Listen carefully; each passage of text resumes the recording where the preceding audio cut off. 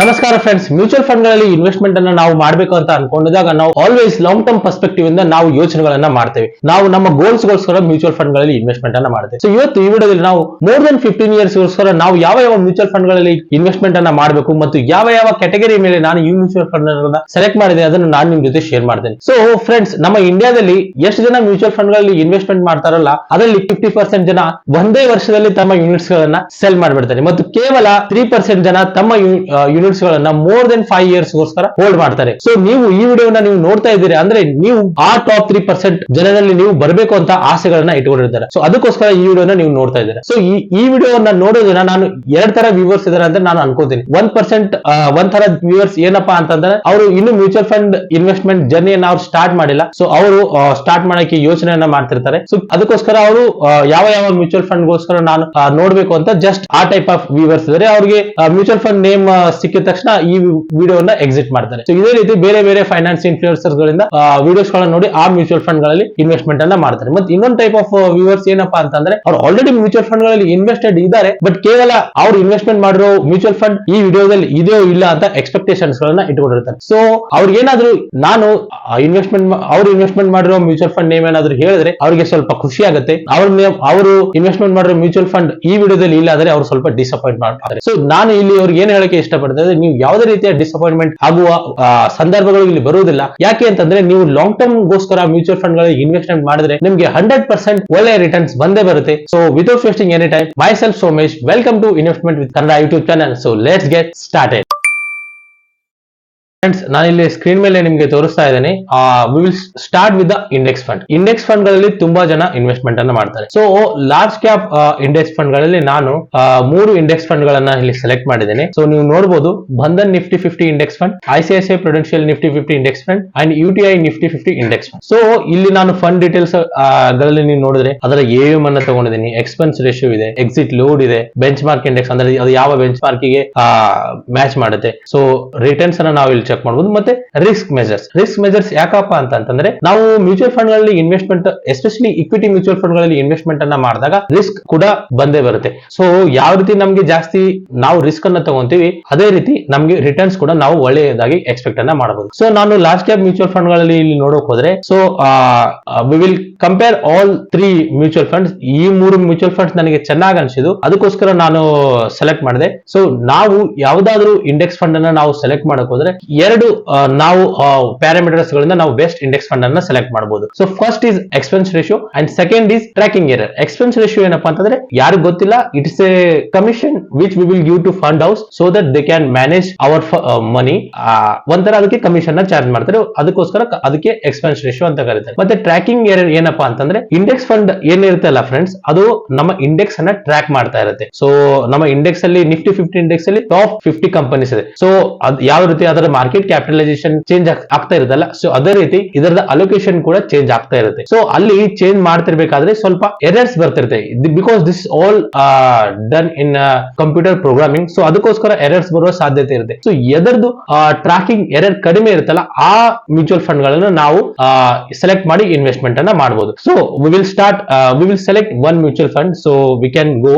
So AUM in index fund does not matter. So ನೀವು ಎಷ್ಟು ಜಾಸ್ತಿ AUM ಇದ್ರು ನಮ್ಗೆ ಇಲ್ಲಿ ಯಾವುದೇ ತೊಂದರೆ ಇಲ್ಲ. So we will not consider this parameter. So ನಾವಿಲ್ಲಿ ಎಕ್ಸ್ಪೆನ್ಸ್ ರೇಷಿಯೋ ನೋಡಕ್ ಹೋದ್ರೆ UTI ನಿಫ್ಟಿ 50 ಇಂಡೆಕ್ಸ್ ಫಂಡ್ ಸ್ವಲ್ಪ ಜಾಸ್ತಿ ಎಕ್ಸ್ಪೆನ್ಸ್ ರೇಷಿಯೋ ಇದೆ. ಸೊ ಎಲ್ಲಕ್ಕಿಂತ ಕಡಿಮೆ ಎಕ್ಸ್ಪೆನ್ಸ್ ರೇಷಿಯೋ ಯಾವ್ದಿದೆ, ಬಂಧನ್ ನಿಫ್ಟಿ 50. ಸೊ ಅದಕ್ಕೆ ನಾನು ಒಂದು ಮಾರ್ಕ್ ಅನ್ನ ಕೊಡ್ತೇನೆ. So we will select expense ratio. Exit load ಏನಪ್ಪಾ ಅಂತಂದ್ರೆ ನೀವು ಮ್ಯೂಚುವಲ್ ಫಂಡ್ ಗಳಲ್ಲಿ ಇನ್ವೆಸ್ಟ್ಮೆಂಟ್ ಮಾಡಿ ಸಪೋಸ್ ನೀವು ಇನ್ವೆಸ್ಟ್ಮೆಂಟ್ ಮಾಡ್ತಾರೆ, ನೆಕ್ಸ್ಟ್ ಮಂತ್ ನೀವು ವಿಡ್ರಾ ಮಾಡ್ತಾರೆ. ಸೊ ಕೆಲವೊಂದು ಮ್ಯೂಚುವಲ್ ಫಂಡ್ ಗಳು ಕೆಲವೊಂದು ಎಕ್ಸಿಟ್ ಲೋಡ್ ಗಳನ್ನ ಹಾಕ್ತಾ ಇರ್ತಾರೆ. So it will be in 1%, 2%. So ಇಲ್ಲಿ ಇವು ಇಂಡೆಕ್ಸ್ ಫಂಡ್ ಇರೋದ್ರಿಂದ ಯಾವುದೇ ರೀತಿಯ ಎಕ್ಸಿಟ್ ಲೋಡ್ ಇಲ್ಲ. ಸೊ ನೀವು ಯಾವಾಗಾದ್ರೂ ಇನ್ವೆಸ್ಟ್ಮೆಂಟ್ ಮಾಡಬಹುದು, ಯಾವಾಗಾದ್ರೂ ಎಕ್ಸಿಟ್ ಮಾಡಬಹುದು. ಬಟ್ ರಿಮೆಂಬರ್, ನಿಮ್ಗೆ ನೀವು ವಿತಿನ್ 1 ಇಯರ್ ನೀವು ಎಕ್ಸಿಟ್ ಮಾಡಿದ್ರೆ ನಿಮ್ಗೆ ಶಾರ್ಟ್ ಟರ್ಮ್ ಕ್ಯಾಪಿಟಲ್ ಗೇನ್ಸ್ ಬಂದೇ ಬರುತ್ತೆ. ನೀವು ಆಫ್ಟರ್ 1 ಇಯರ್ ಎಕ್ಸಿಟ್ ಮಾಡಿದ್ರೆ ನಿಮ್ಗೆ ಲಾಂಗ್ ಟರ್ಮ್ ಕ್ಯಾಪಿಟಲ್ ಗೇನ್ಸ್ ಬಂದೇ ಬರುತ್ತೆ. So bench mark index is for all 3 is Nifty 50 index. So now we will go with the returns. Friends, anyhow we are talking about long term perspective, but still we can have one deciding factors to select one mutual fund. So I will consider return here. So in last 1 month, Nifty UTI Nifty fund has given the better return. So I'll give 1 mark. And for in last 1 year, this fund, sorry, in the last 3 years, Bandhan UTI fund has given better return. So I'll give 1 mark for this. And 5-year return also Bandhan Nifty 50 fund index fund ಕೊಟ್ಟಿದೆ, ಅದಕ್ಕೋಸ್ಕರ ನಾನು ಇದಕ್ಕೆ ಕೂಡ ಇನ್ನೊಂದು mark ಅನ್ನ ಕೊಡ್ತೀನಿ. So ನೀವು ಇಲ್ಲಿ 5-year ರಿಟರ್ನ್ ಅನ್ನು ನೋಡಿದ್ರೆ ಇಟ್ಸ್ ಆಲ್ಮೋಸ್ಟ್ ಸಿಮಿಲರ್, ಬಟ್ ಇಲ್ಲಿ ಬಂಧನ್ ನಿಫ್ಟಿ 50 ಇಂಡೆಕ್ಸ್ ಫಂಡ್ ಜಾಸ್ತಿ ಇರೋದ್ರಿಂದ ನಾನು ಅದನ್ನ ಇಲ್ಲಿ ಸೆಲೆಕ್ಟ್ ಮಾಡಿದೆ. ಸೊ ನಾವು will talk about risk measures. ನಾವು ಮ್ಯೂಚುವಲ್ ಫಂಡ್ ಗಳಲ್ಲಿ ಇನ್ವೆಸ್ಟ್ ಮಾಡಿದಾಗ ರಿಸ್ಕ್ ಆಟೋಮೆಟಿಕ್ಲಿ ಅಸೋಸಿಯೇಟ್ ಆಗಿರುತ್ತೆ ಅಂತ ನಾನು ಹೇಳಿದೆ. ಸೊ ನಾವು ಯಾವ ಪ್ಯಾರಾಮೀಟರ್ ಗಳಿಂದ ಯಾವ ಮ್ಯೂಚುವಲ್ ಫಂಡ್ ಗಳ ರಿಸ್ಕ್ ಗಳನ್ನ ಯಾವ ರೀತಿ ಐಡೆಂಟಿಫೈ ಮಾಡಬೇಕು ಅದನ್ನ ನಾನು ನಿಮ್ ಜೊತೆ ಇಲ್ಲಿ ತೋರಿಸ್ತೀನಿ. So alpha it is one parameter to measure the risk of a mutual fund. So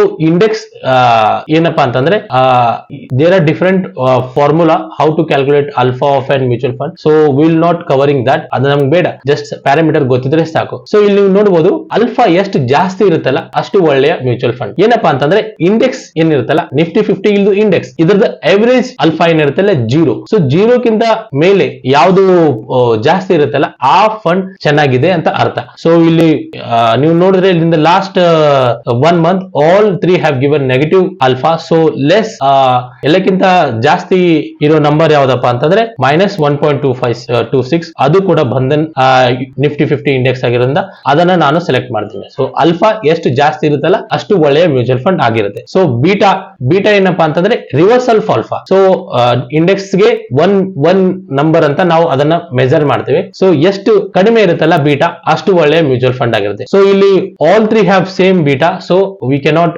decide which is the best. So we will leave like that. So next is standard deviation. Standard deviation ಏನಪ್ಪಾ ಅಂತಂದ್ರೆ ಒಂದು mutual fund ಬೇರೆ stock ಗಳಲ್ಲಿ investment ಅನ್ನ ಮಾಡಿರುತ್ತೆ. So ಆ ರೀತಿ ನಾನು ಈ ಫಂಡ್ ಮ್ಯಾನೇಜರ್ ಏನ್ ಮಾಡ್ತಾರೆ, ಒಂದ್ಸಲ ಬೇರೆ ಸ್ಟಾಕ್ಸ್ ಗಳನ್ನ ಬೈ ಮಾಡೋದು, ಸೆಲ್ ಮಾಡೋದು, ಆ ರೀತಿ ಮಾಡೋದ್ರಿಂದ ಸ್ವಲ್ಪ ವಾಲಟಿಲಿಟಿ ಜಾಸ್ತಿ ಆಗಿರುತ್ತೆ. ಸೊ ಅದರಿಂದ ಸ್ಟ್ಯಾಂಡರ್ಡ್ ಡಿವಿಯೇಷನ್ ಯಾವ್ದು ಮ್ಯೂಚುವಲ್ ಫಂಡ್ ಜಾಸ್ತಿ ಇರುತ್ತಲ್ಲ ಆ ಫಂಡ್ ಸ್ವಲ್ಪ ರಿಸ್ಕಿ ಆಗಿರುತ್ತೆ ಮತ್ತು ಅದು ವಾಲಟೈಲ್ ಆಗಿರುತ್ತೆ. ಸೊ ಇಲ್ಲಿ ನೀವು ನೋಡಕ್ ಹೋದ್ರೆ ಎಲ್ಲಕ್ಕಿಂತ ಕಡಿಮೆ ಸ್ಟ್ಯಾಂಡರ್ಡ್ ಡಿವಿಯೇಷನ್ ಯಾವ ಫಂಡ್ ಇರುತ್ತಲ್ಲ ಅದು ಒಂದು ಸೇಫರ್ ಫಂಡ್ ಅಂತ ನಾವು ಅನ್ಕೋಬಹುದು. ಸೊ ಈ ಮೂರುಗಳಲ್ಲಿ ಎಲ್ಲಕ್ಕಿಂತ ಕಡಿಮೆ standard deviation is again Bandhan Nifty 50 index fund. So I will give 1 mark to that. So after all this we will talk about turnover ratio. Turnover ratio ಅಂತಂದ್ರೆ suppose in a mutual fund ಅದರಲ್ಲಿ ಏನಾದ್ರು 10 stocks ಈ month ಅಲ್ಲಿ ಇದ್ರೆ next month ಅಲ್ಲಿ ಆ mutual fund ಅಲ್ಲಿ ಎಷ್ಟು ಸ್ಟಾಕ್ಸ್ ಚೇಂಜ್ ಆದವು. ಸೊ 10 ನಿಂದ ಅವ್ರೇನಾದ್ರು 20 ಸ್ಟಾಕ್ಸ್ ಚೇಂಜ್ ಆದ್ರೆ ಲೈಕ್ 10 ಸ್ಟಾಕ್ಸ್ ಆಡ್ ಆದಲ್ಲ,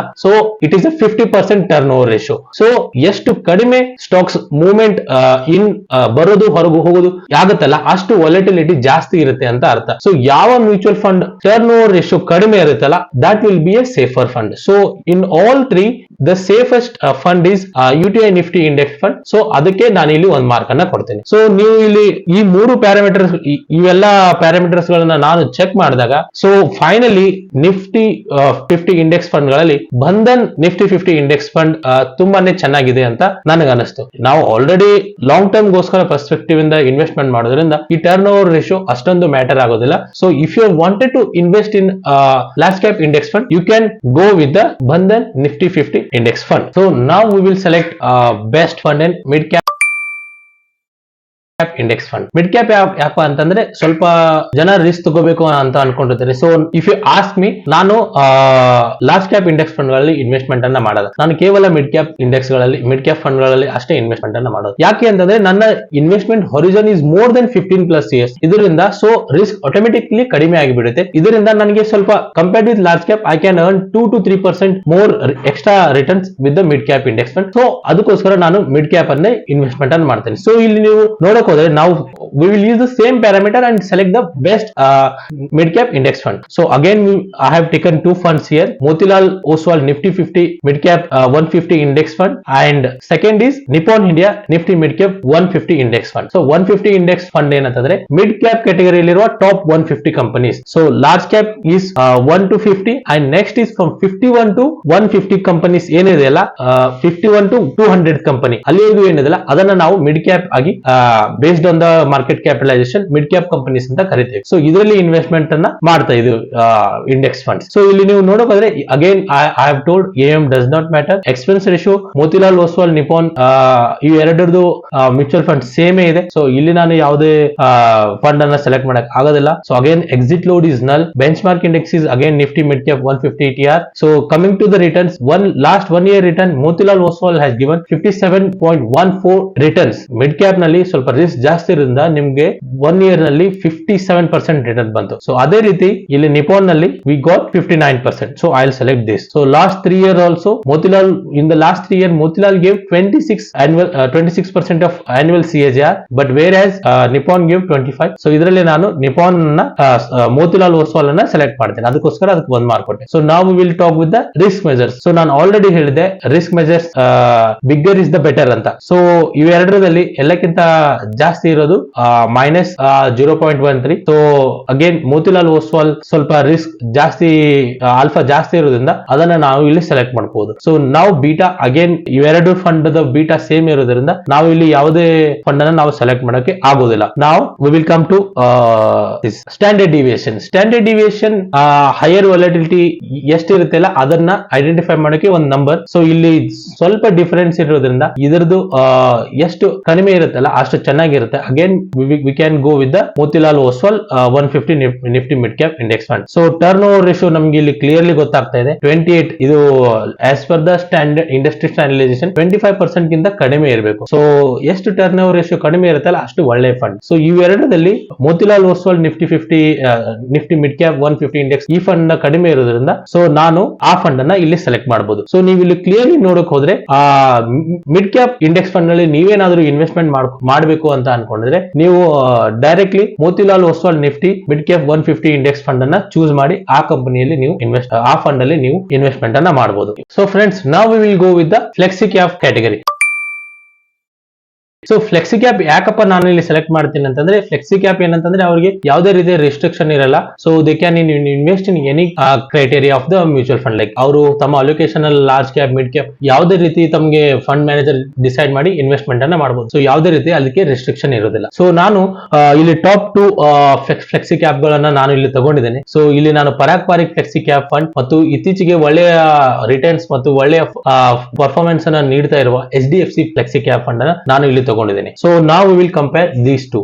ಇಲ್ಲಿ ನೀವು ನೋಡಬಹುದು AUM asset under management Parag Parikh flexi cap fund has 58 almost 59,000 crores, but HDFC has less AUM. So AUM ಎಷ್ಟು ಕಡಿಮೆ ಇರುತ್ತಲ್ಲ ಅಷ್ಟು ಒಳ್ಳೆಯದಾಗಿರುತ್ತೆ. ಯಾಕೆ ಅಂತಂದ್ರೆ AUM ಜಾಸ್ತಿ ಆದಟ್ಟು ಫಂಡ್ ಮ್ಯಾನೇಜರ್ಸ್ ಗೆ ಸ್ವಲ್ಪ ಒತ್ತಡ ಜಾಸ್ತಿ ಆಗುತ್ತೆ. ಯಾಕಂದ್ರೆ ಅವರು ಅದನ್ನು ಮ್ಯಾನೇಜ್ ಮಾಡೋದು ಅಷ್ಟೊಂದು ಈಸಿ ಆಗಿರೋದಿಲ್ಲ. ಯಾಕಂದ್ರೆ ತುಂಬಾ ಜನ ಇನ್ವೆಸ್ಟರ್ಸ್ ಇರ್ತಾರೆ, ಅವರು ಸ್ವಲ್ಪ ಸೇಫ್ ಆಗಿ ಇನ್ವೆಸ್ಟ್ಮೆಂಟ್ ಮಾಡಬೇಕು ಅಂತ ಹೇಳಿ ತಮ್ಮ ಇನ್ವೆಸ್ಟ್ಮೆಂಟ್ ಸ್ಟೈಲ್ ಅನ್ನ ಚೇಂಜ್ ಮಾಡಬಹುದು. ಸೊ ಇನ್ನೊಂದು ಇಲ್ಲಿ ಅಡ್ವಾಂಟೇಜ್ ಏನಪ್ಪಾ ಅಂತಂದ್ರೆ ಪರಾಗ್ ಪಾರಿಕ್ ಫ್ಲೆಕ್ಸಿ ಕ್ಯಾಪ್ ಸ್ವಲ್ಪ US ಮಾರ್ಕೆಟ್ ನಲ್ಲಿ ಕೂಡ ಇನ್ವೆಸ್ಟ್ಮೆಂಟ್ ಮಾಡುತ್ತೆ. ಸೊ ನಿಮ್ಗೆ US ಮಾರ್ಕೆಟ್ ನಲ್ಲಿ ನೀವು ಇನ್ವೆಸ್ಟ್ಮೆಂಟ್ ಮಾಡ್ಕೋಬೇಕು ಅನ್ಕೊಂಡಿದ್ರೆ ಸೊ ನೀವು ಪರಾಗ್ ಪಾರಿಕ್ ಅನ್ನ ಸೆಲೆಕ್ಟ್ ಮಾಡೋದು. But so as per my criteria ಎಷ್ಟು ಕಡಿಮೆ ಇದ್ದಷ್ಟು ಚಲೋ. ಸೊ ಅದಕ್ಕೋಸ್ಕರ ನಾನು HDFC ಫ್ಲೆಕ್ಸಿ ಕ್ಯಾಪ್ ಅನ್ನ ನಾನು ಇಲ್ಲಿ ಸೆಲೆಕ್ಟ್ ಮಾಡ್ತೀನಿ. So next is expense ratio. ನೀವು ಇಲ್ಲಿ ಎಕ್ಸ್ಪೆನ್ಸ್ ರೇಷಿಯೋ ನೋಡಬಹುದು. Parag Parikh fund has the clearly winner. So ನಾನು ಇದನ್ನ 1 ಮಾರ್ಕ್ ಅನ್ನ ಇಲ್ಲಿ ಕೊಡ್ತೀನಿ. ಸೊ ಎಕ್ಸಿಟ್ ಲೋಡ್ ಇಲ್ಲಿ ನೀವು ನೋಡಬಹುದು 2%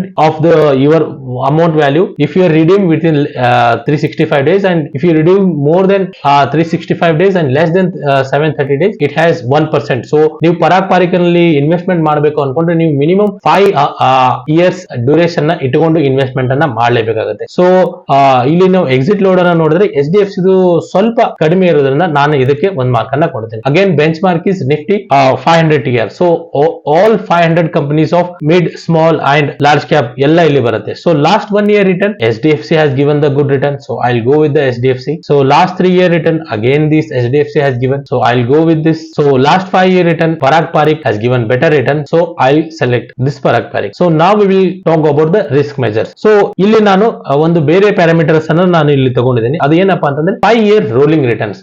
ಮ್ಯೂಚುವಲ್ ಫಂಡ್ ಗಳಲ್ಲಿ ಇನ್ವೆಸ್ಟ್ಮೆಂಟ್ ಅನ್ನ ಮಾಡಿದಾಗ ತುಂಬಾ ಜನ ಪಾಸ್ಟ್ ರಿಟರ್ನ್ಸ್ ಅದನ್ನೆಲ್ಲ ನೋಡಿ ಇನ್ವೆಸ್ಟ್ ಅನ್ನ ಮಾಡ್ತಾರೆ. ಸೊ ಅದನ್ನ ನಾವು ನೋಡಬಾರ್ದು, ನಾವು ರೋಲಿಂಗ್ ರಿಟರ್ನ್ಸ್ ಅನ್ನ ಚೆಕ್ ಮಾಡಬೇಕು. ಎಕ್ಸಾಕ್ಟ್ಲಿ ರೋಲಿಂಗ್ ರಿಟರ್ನ್ಸ್ ಅನ್ನ ಅಂದ್ರೆ ಏನಪ್ಪಾ ಅಂತಂದ್ರೆ, ಸೊ ನೀವು ಸಪೋಸ್ ನಾವು ಇಟ್ ಇಸ್ 2024, ಸೊ ನಾನು first Jan of 2019 to first Jan of 2024 5 year rolling returns ಅನ್ನ ನಾನು ಕ್ಯಾಲ್ಕುಲೇಟ್ ಮಾಡಿದಾಗ ಯಾವ ಎವರೇಜ್ ಜಾಸ್ತಿ ಬರುತ್ತಲ್ಲ ಅದು ಒಳ್ಳೆಯ ಮ್ಯೂಚುವಲ್ ಫಂಡ್ ಆಗಿರುತ್ತೆ. ಸೊ ಇದನ್ನ ನಾವು ಎಲ್ಲಿ ಕ್ಯಾಲ್ಕುಲೇಟ್ ಮಾಡಬಹುದಪ್ಪ ಅಂತಂದ್ರೆ, ಸೊ ನೀವು ನಿಮ್ಗೆ ಚೆಕ್ ಮಾಡಬೇಕು. ನಾನು ಆಲ್ರೆಡಿ ಇದ್ರ ಮೇಲೆ ಒಂದು ವಿಡಿಯೋ ಮಾಡಿದ್ದೇನೆ, so how to select best mutual fund. ಅಲ್ಲಿ ನೀವು ನಾನು ಕ್ಲಿಯರ್ಲಿ ಇದನ್ನ ಶೋ ಮಾಡಿದ್ದೀನಿ, ಯಾವ ರೀತಿ ಚೆಕ್ ಮಾಡಬೇಕು ಅಲ್ಲಿ ನೀವು ಚೆಕ್ ಮಾಡಬಹುದು. So just to understand new viewers, rolling returns ಬೇರೆ ಬೇರೆ 5 ಇಯರ್ ಸೈಕಲ್ ಅನ್ನ ಆಡ್ ಮಾಡಿ ಒಂದು ಎವರೇಜ್ ನಂಬರ್ ಅನ್ನ ಕೊಡುತ್ತೆ. So like first Jan of 2019 to first Jan of 2024, second Jan of 2019 to second Jan of 2024. So ಈ ರೀತಿ 365 ಡೇಸ್ ಅಲ್ಲಿ ಎಷ್ಟು ಸೈಕಲ್ಸ್ ಬರುತ್ತಲ್ಲ, ಸೊ 2019 ಆಯ್ತು, 2020 ಆಯ್ತು, first Jan of 2022,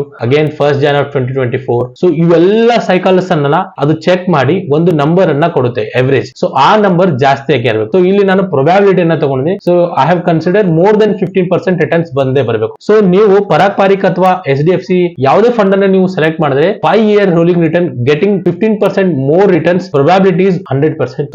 So I don't have any choice. So because both have given the extremely very good return, so I cannot select anyone here. So alpha ನಾನು ಇಲ್ಲಿ ನೋಡೋಕೆ ಯಾವ alpha ಜಾಸ್ತಿ ಇರುತ್ತಲ್ಲ ಆ ಫಂಡ್ ಅನ್ನ ನಾನು ಇಲ್ಲಿ ಸೆಲೆಕ್ಟ್ ಮಾಡಬಹುದು. ಸೊ ನಾನು ಇಲ್ಲಿ ಪರಾಗ್ ಪಾರಿಕ್ ಅನ್ನ ಸೆಲೆಕ್ಟ್ ಮಾಡ್ತೇನೆ. ಸೊ ಬೀಟಾ ಎಷ್ಟು ಕಡಿಮೆ ಇರುತ್ತಲ್ಲ ಅಷ್ಟು ಚೆನ್ನಾಗಿರುತ್ತೆ, ಯಾಕಂದ್ರೆ ರಿಸ್ಕ್ ಅದನ್ನ ಅವರು ಮ್ಯಾನೇಜ್ ಮಾಡಿರ್ತಾರೆ. ಸೊ ಇಲ್ಲಿ ಬೀಟಾ ಕಡಿಮೆ ಯಾವ್ದಿದೆ ಪರಾಗ್ ಪಾರಿಕ್, ಸೊ ಅದನ್ನ ನಾನು ಇಲ್ಲಿ ಸೆಲೆಕ್ಟ್ ಅನ್ನ ಮಾಡ್ತೇನೆ. ಸೊ ಅಗೇನ್ ಸ್ಟ್ಯಾಂಡರ್ಡ್ ಡಿವಿಯೇಷನ್ ಎಷ್ಟು ಕಡಿಮೆ ಇರುತ್ತಲ್ಲ ಸ್ಟ್ಯಾಂಡರ್ಡ್ ಡಿವಿಯೇಷನ್ ಅಷ್ಟು ಚೆನ್ನಾಗಿರುತ್ತೆ. ಸೊ ಇಲ್ಲಿ ನಾನು again I am selecting the Parag Parikh flexi cap fund. So turnover ratio ನೀವು ಇಲ್ಲಿ ನೋಡಬಹುದು, HDFC has 33%, but whereas Parag Parikh has just 29%. So I'll select Parag Parikh fund. So ಇಲ್ಲಿ ಕ್ಲಿಯರ್ಲಿ ಪರಾಗ್ ಪಾರಿಕ್ ಒಂದು ಒಳ್ಳೆಯ ಫ್ಲೆಕ್ಸಿ ಕ್ಯಾಪ್ ಫಂಡ್ ಆಗಿರುತ್ತೆ. So ನಾನು ಕೂಡ ಪರಾಗ್ ಪಾರಿಕ್ ನಲ್ಲಿ consistently from past 6 years I am continually investing and it is giving me very good returns. So ನೀವೇನಾದ್ರೂ ಒಂದು mutual fund flexi cap ಗೋಸ್ಕರ ನೀವು ನೋಡ್ತಾ ಇದ್ರಿ, ಯಾವ ಇನ್ವೆಸ್ಟ್ಮೆಂಟ್ ಮಾಡ್ಕೋಬೇಕು ಅಂತ ಅನ್ಕೊಂಡಿದ್ರೆ ನೀವು ಪರಾಗ್ ಪಾರಿಕ್ ಫ್ಲೆಕ್ಸಿ ಕ್ಯಾಪ್ ನಲ್ಲಿ ಇನ್ವೆಸ್ಟ್ಮೆಂಟ್ ಅನ್ನ ಮಾಡಬಹುದು. ಸೊ ನಾವು we will go with more volatile, that is small cap funds. Small cap funds ಗಳಲ್ಲಿ ನಾವು ಇನ್ವೆಸ್ಟ್ಮೆಂಟ್ ಮಾಡಿದಾಗ ಸ್ವಲ್ಪ ರಿಸ್ಕ್ ಮೆಜರ್ಸ್ ತುಂಬಾನೇ ಜಾಸ್ತಿ ಆಗಿರುತ್ತೆ. ಸೊ ನೀವು ಸ್ವಲ್ಪ ಇನ್ವೆಸ್ಟ್ಮೆಂಟ್ ಹಾರಿಜಾನ್ ಕೂಡ ನೀವು ಇನ್ಕ್ರೀಸ್ ಅನ್ನ ಮಾಡಬೇಕು. ಸೊ ನಾನು ಇಲ್ಲಿ ಟಾಪ್ 2 ಸ್ಮಾಲ್ ಕ್ಯಾಪ್ ಫಂಡ್ ಗಳನ್ನ ನಾನು ಕಂಪೇರ್ ಮಾಡ್ತಿದ್ದೇನೆ. That is ಕ್ವಾಂಟ್ small cap fund and other is Nippon small cap fund. So small cap fund ಗಳಲ್ಲಿ AUM ತುಂಬಾ ಮ್ಯಾಟರ್ ಆಗುತ್ತೆ. ಯಾಕಂತಂದ್ರೆ ನಾನು ಆಲ್ರೆಡಿ ಹೇಳಿದೆ, ಜಾಸ್ತಿ ದುಡ್ಡು ಇದ್ದಷ್ಟು ಮ್ಯಾನೇಜ್ ಮಾಡೋದು ಕಷ್ಟ ಆಗುತ್ತೆ. So ಕ್ವಾಂಟ್ small cap has less AUM, so I'll give 1 mark to it. So again expense ratio, quant has less expense ratio, so I'll give 1 mark to it. So exit load, both have same exit load, so there is no parameter in the. Now coming to returns, so in the last 1 year, 3 year and 5 year, clearly quant has gave better return, so I'll select quant. So again coming to this rolling returns, both have probability of getting 15%, so I'll go with the quant mutual fund. So now coming to alpha, so alpha quant mutual fund ಚೆನ್ನಾಗಿರೋದ್ರಿಂದ ಅದು ಜಾಸ್ತಿ ಇರೋದ್ರಿಂದ ಅದಕ್ಕೆ ನಾನು 1 mark ಅನ್ನ ಕೊಡ್ತೀನಿ. So ನಾವು beta ಎಷ್ಟು ಕಡಿಮೆ ಇರುತ್ತಲ್ಲ ಅಷ್ಟು ಚೆನ್ನಾಗಿರುತ್ತೆ. ಸೊ ಇಲ್ಲಿ ಬೀಟಾ ನಿಪಾನ್ ಸ್ಮಾಲ್ ಕ್ಯಾಪ್ ಕಡಿಮೆ ಇರೋದ್ರಿಂದ ನಾನು ಇದಕ್ಕೆ 1 ಮಾರ್ಕ್ ಅನ್ನ ಕೊಡ್ತೀನಿ. ನಾವು ಸ್ಟ್ಯಾಂಡರ್ಡ್ ಡಿವಿಯೇಷನ್ ಕೂಡ ರಿಸ್ಕ್ ಫ್ಯಾಕ್ಟರ್. ಸೊ ಯಾವ್ದು ರಿಸ್ಕ್ ಕಮ್ಮಿ ಇರುತ್ತಲ್ಲ ಅಲ್ಲಿ ನಾನು ಅದಕ್ಕೆ 1 ಮಾರ್ಕ್ ಅನ್ನ ಕೊಡ್ತೀನಿ. ಸೊ ಇಲ್ಲಿ ನಿಪಾನ್ ಗೆ 1 mark. So again turn over ratio of ಕ್ವಾಂಟ್ has 86%. ಅಂದ್ರೆ ಎವ್ರಿ ಮಂತ್ ಅವರು ತಮ್ಮ ಸ್ಟಾಕ್ಸ್ ಗಳನ್ನ 86% ಚೇಂಜ್ ಮಾಡ್ತಾ ಇರ್ತಾರೆ. So it is the extremely high volatile. So ನಾನು ಇಲ್ಲಿ ನಿಪಾನ್ ಗೆ 1 ಮಾರ್ಕ್ ಅನ್ನ ಕೊಡ್ತೀನಿ. ಸೊ ಇಲ್ಲಿ ನೀವು ಕಂಪೇರ್ ಮಾಡಿದ್ರೆ Quant has definitely I feel risk ತಗೊಳ್ಳೋದ್ರಿಂದ ಒಳ್ಳೆ ರಿಟರ್ನ್ಸ್ ಅನ್ನ ತಂದು ಕೊಡ್ತಾ ಇದೆ. ಸೊ